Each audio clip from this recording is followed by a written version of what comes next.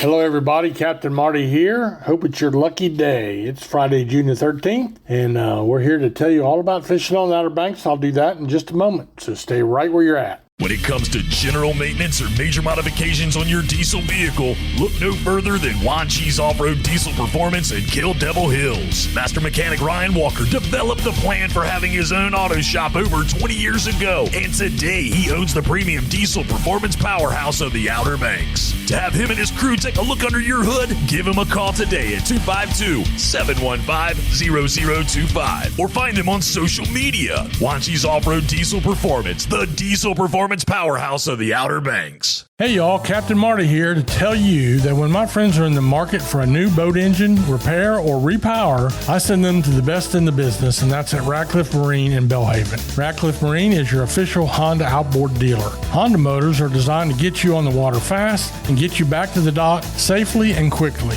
Ratcliffe Marine is best known as the largest repower center in North Carolina. So when you're in the market for a new motor or you need your Honda service, go to Ratcliffe Marine, 865 Highway 264, Belhaven. So as far as our fishing goes, it was pretty good for the meat guys offshore. Down in Hatteras, limits of dolphin, Baylor-sized dolphin or mahi, whatever you want to call them, and good catches of blackfin tuna, a scattered wahoo in those catches as well. You put all three of those together, and then every once in a while you release a blue marlin. There's a lot of smaller sized blue marlin being caught and released right now. And of course, in the Big Rock tournament, this huge billfish tournament going on out of Morehead City, a lot of boats are fishing it out of Hatteras. And they can do that if they were to bring a fish in to weigh. They have to bring it all the way to Morehead City to weigh on the only scale that qualifies for weighing in that tournament. But so far, we'll talk more about what's going on down there, but the leaderboard did not change yesterday. There's also a few bluefish and drum being caught, and occasionally a cobia for our inshore fleet at Hatteras. The Oregon Inlet fleet had another good day of yellowfin tuna fishing.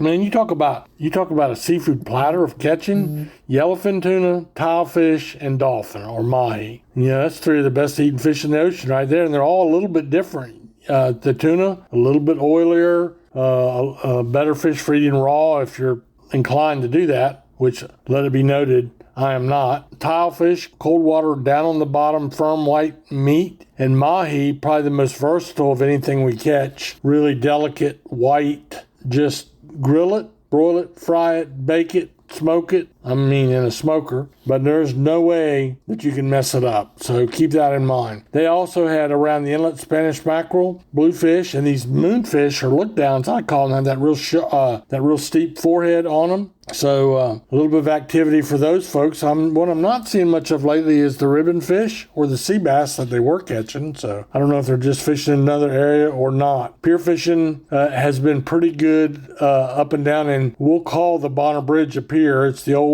bridge across Oregon Inlet. It's a great pier though, and we are so fortunate to have that. They had a good sheephead bite, which is not surprising. They also had some bluefish and puppy drum, and all the rest of the piers had just a nice mix of bluefish and Spanish mackerel, a lot of small croakers and sea mullet in the catches, and if you're lucky, you might catch a nice pompano, although those seem to be more in the surf. We're seeing these 3-pound pompanos, especially down south into Hatteras Island and all the way down to Ocracoke. There's been a lot of these croaker and some pretty good bites of sea mullet, especially in the area around Avon. And then this year, we're having a better year on bluefish than normal. Now, I give all that information, and it makes it sound like you can't go wrong. Well, trust me, you can go wrong. And if you get down to the beach at 10 o'clock to go fishing, you went wrong. So keep that in mind. You need to fish at daylight. Really, daylight means when the first light is breaking that horizon out to the eastern, that's when you want to be fishing. That's one thing you need to know. The second thing you need to know is don't overcast. You need to throw right in the wash, right where the wave breaks up on the shore at daylight. And the third thing you need to know is you need really fresh bait if you can get it from a local tackle shop. Fresh always better than frozen, so keep that all in mind. We'll take a little break right here, and I'll come back and talk to you a little bit about what's going on in the backcountry. Hi, I'm LB Daniels, and when you want great local seafood, you go to Fresh Catch Seafood in Wanchi's. How do I know it's great? My daddy is one of the fishermen that brings it to the docks. At Fresh Catch Seafood, you will get local seafood right from their fish house. They are a family-owned business that knows the name of every fisherman that comes to their docks. Visit their social media pages to see the latest catches. My daddy would love to put his tuna on your dinner plate, so get it now from Fresh Catch Seafood and Wanchis.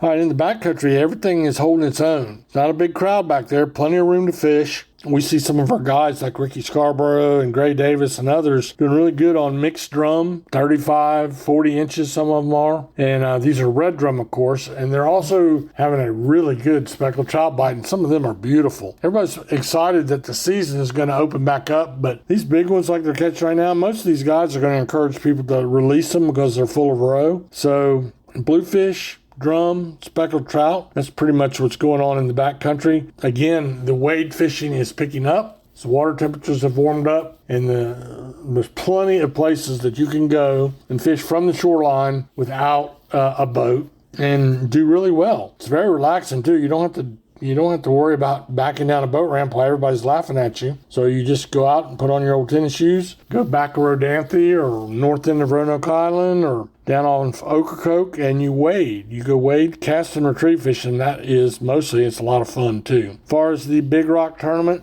4 days are in the book. They get to fish today and tomorrow, and we only have one fish weighed so far. That's to fish the bank walker, weighed 449.7 pounds. That's going to be worth a big chunk of money, but it did not meet the 500-pound requirement for the fabulous fishing prize, which, gosh, what is it, $700,000, something like that for a fish? It's incredible. But they're still in first place in the tournament right now, and if it holds up, it's going to be really worth some money. They're nice people, too. I'll see them when they come up to Pirates Cove to fish the tournament. They tie right up in front of the pavilion. So if they win a whole bunch of money, you can just go up to the back of their boat and see if they'll give you some of it, which they probably won't. Anyway, that's our fish report for today. It is Friday the 13th, so if you're superstitious, get over it. There's nothing to it. It's a great day to go fishing. You're not going to catch them in the motel room, so have a great day and let the good Lord bless you.